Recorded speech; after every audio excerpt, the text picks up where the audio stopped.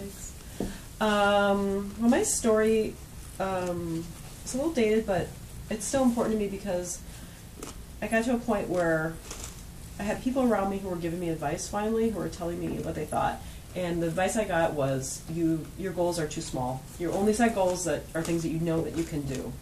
And I had lived my whole life by this. Just the goal is something, and some level I know I can get into graduate school, I know I can do this or this, and I never had set a goal that I would fail at. There was even a chance that I would fail at. So I set the goal to recruit 50 women to walk the Grandma's Marathon with me.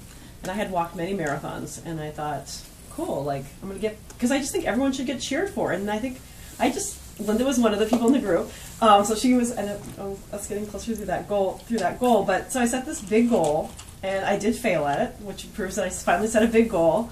It took me a long time, but I realized that what needed to happen for me was, it was like a big lesson in quality over quantity.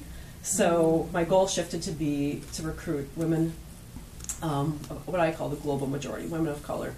And so when I put that in my tagline of who I was looking to get into my group, everybody was scared off except Linda. So it was 6 African American women, 2 Korean heritage women, and 2 white Lindas.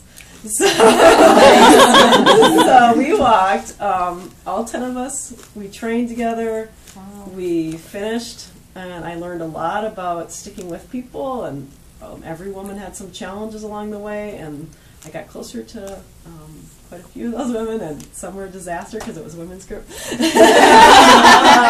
then I followed it up with, the other thing people had told me is you just do one goal and then you just move on. You don't spend any time noticing that you've accomplished one goal. So I wore that medal for a whole month. I wore it to work.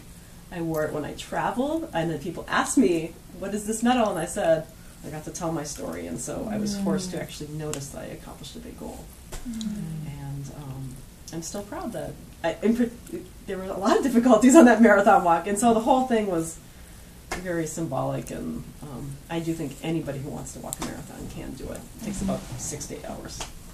So that's my story. I leaned in. Yay. Yay.